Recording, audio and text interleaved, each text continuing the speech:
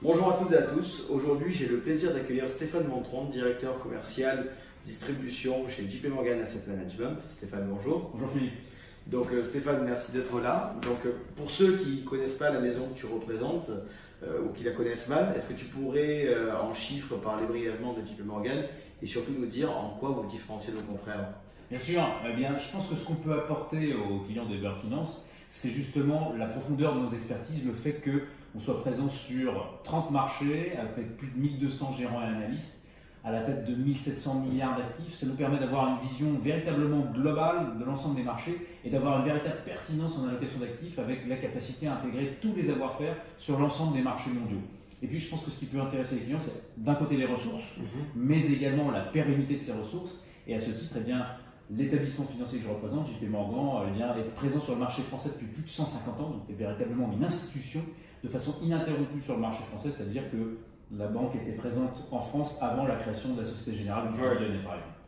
D'accord. Et donc, du coup, nous travaillons ensemble sur nos clients, mais en quoi réellement, j'ai envie de te poser une question, Ever Finance est important pour JP Morgan? Dans le processus, Ever Finance est indispensable parce que, certes, on a de grandes capacités, ça c'est le bon côté de la chose, mais en revanche, il y a une très grande complexité dans les produits et dans l'environnement de marché que nous connaissons. Et donc, je pense que les clients ont besoin d'un architecte pour naviguer dans cet environnement très compliqué. Nos produits sont trop nombreux, trop complexes pour intervenir directement. Ils ont besoin de l'intervention de professionnels tels qu'Ever Finance, qui sont qualifiés, qui bossent de façon carrée, avec qui on travaille dans la durée et qui leur permettent de naviguer dans ces produits qui ne sont pas toujours les mêmes du reste et sur lesquels justement il faut être réactif et les accompagner.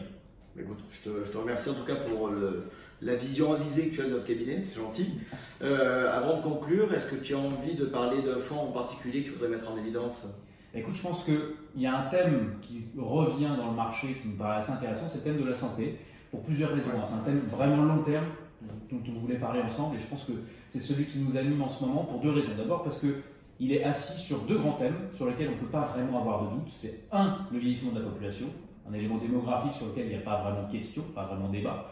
L'autre élément, c'est l'accès aux soins des populations émergentes qui maintenant, quand ils ont les moyens de se loger et de se nourrir, le troisième besoin alimentaire, c'est de se soigner.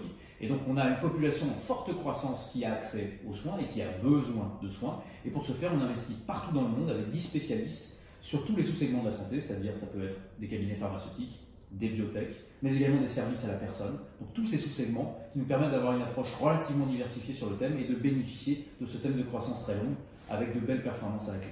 D'accord. Écoute Stéphane, je te remercie infiniment d'avoir répondu présent à mon invitation et à toutes et à tous, je vous dis à très bientôt.